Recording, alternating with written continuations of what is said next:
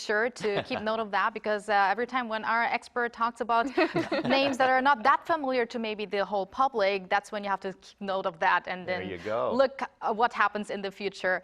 But Jason, there's basically a year left now until the World Cup. But what's going to happen for the national team from now until then? I think there is more events coming up. Actually, very, very soon. Korea will actually host the E1 Football Championship for the East Asian Football Federation. That's next month in Yongin. So it's a 4-country tournament. It's going to feature Korea, China, Japan, and Hong Kong. That will take place from the 7th to the 15th of July. This is the 10th iteration of the event, and typically Korea hasn't really fielded their A team for this tournament in past, but head coach Hong Myung-bo is planning to use this as an early stages of the preparation for the World Cup next year. So I think we can expect to see Korea fielding probably similar lineup to what he was using against Kuwait on Tuesday night. Okay, looking forward to that as well. Now we're going to switch over to baseball now. We've got some very legendary MLB players currently in Korea for a good reason. Yeah, absolutely. In fact, both Hall of Famer Adrian Beltre and former World Series MVP Cole Hamels are in Korea right now to offer some advice to the SSG Landers Futures League players. Now, you might wonder, well, why are these guys here helping out the Futures League, which is, of course, the minor league for the KBO? And the answer is Chu Shin-soo, who, of course, is a former Major League player himself and a former KBO All-Star with SSG. He's now in charge of the SSG Futures League team. So he has reached out to a pair of his former teammates, as both Beltre and Hamels were teammates of Chu's when he played for the Texas Rangers. So very lucky for some of the younger SSG players, as I'm sure they're going to receive a lot of opportunity to learn from some of the best players that have ever played the game of baseball, and perhaps even more importantly, receiving some inspiration from some of the stories that I'm sure they're going to hear from both of these players. Wow, what an opportunity. Yeah. I know, lucky SSG Futures players. And also, speaking of Chu Shin-soo, who is obviously the legendary Korean baseball player, and who is, as you said, is coaching SSG Landers Futures team, we want to also talk about another baseball legend who is Lee Seung-yup, and he is no longer coaching Dusan anymore. That's right. Kind of sad news, to be honest. I was kind of a little bit heartbroken when I saw this. Certainly a big fan of Lee Seung-yup as a player. He had been the Dusan Bears manager for the past 2+ seasons, and he recently announced that he would be stepping down as manager, as his team clearly has underperformed this season. Dusan is currently in 9th place and have frankly looked awful this season. You know, they made the postseason in each of Lee Seung-yup's first 2 seasons as manager, but it's been telling somewhat as of late that it hasn't been going well.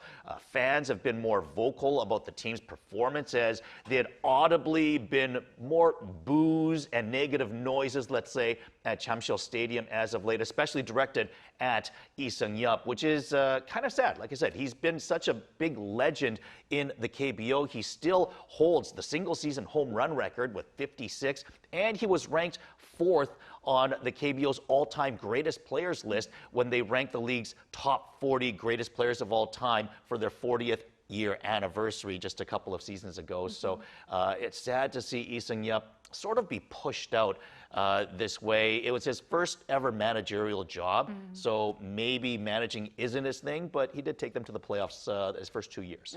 Right. In some cases, although we know that a player is a legendary player, has been really doing great in his or her career, it's another thing to manage or coach. But then in some cases, we have less familiar players who actually shine more once they start to manage a team. So you never know, and there are many circumstances. So as you said, it is sad news, but we should never forget about his entire career, right? Absolutely. And I think the key thing here is that his legacy as a player not be ruined. And like you mentioned, so often, you know, players are great and so talented and gifted, but maybe they're not as great at teaching that to other, you know, younger students of the game, because it's like, why can't you do that? It was so easy for me when I was a player. And sometimes they can't relate with, the player that isn't quite as physically gifted as they were. But again, Lee Seung-yup, one of the greatest baseball players of all time, a Samsung Lions legend. And maybe that was part of the thing as well. Maybe if he was managing for the Samsung Lions, where he is such a legend,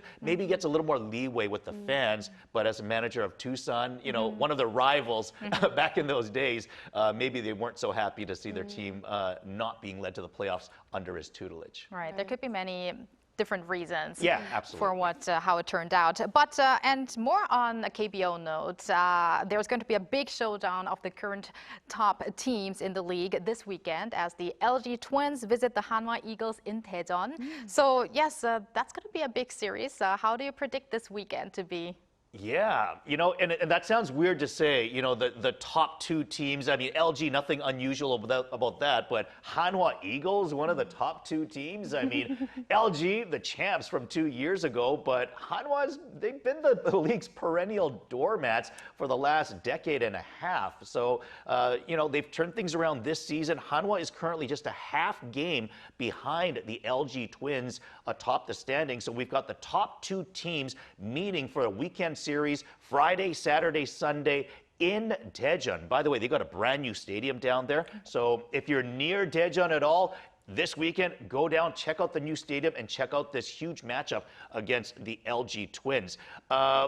In third place right now is the Lotte Giants. They are 3 games behind Daejeon, but 5 games behind Lotte goes all the way down to 8th place NC. So it's a big group of teams between 3rd and 8th, with essentially LG and Hanwha just at the top. So, if one team sweeps the other, then they could really open up a good lead at the top of the standing and perhaps even send the second place team down to the next tier of 6 or 7 teams that are vying for 3rd place. So a very important series this weekend in Daejeon. I look forward to seeing what happens.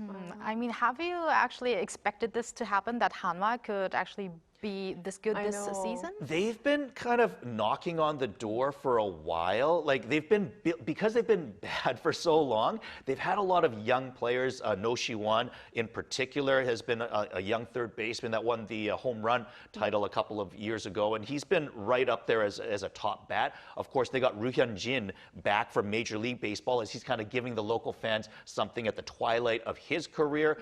And then Cody Ponce, one thing that Hanwha really hasn't had is the top or one of the top foreign players. And Cody Ponce this year has really been supplying Hanwha with good foreign level play. And I think, you put that recipe all together and Hanwha's finally sort of putting it all together. The question becomes, can they maintain this for the full season, not just up until the All-Star break? Well, looking forward to this weekend, and let's hope it's not going to be raining too much. Because I think there is a little bit of rain in the forecast. That's right. Hopefully not in Daejeon. No, hopefully not. All right, thank you very much, Jason, for providing us with everything we have to know about the world of K-sports, and have a great weekend. Thank you, Jason. Yeah. And thank you, Bella, as always. Have a wonderful weekend, and we'll see you back next week. Yes, I'll see you back next week.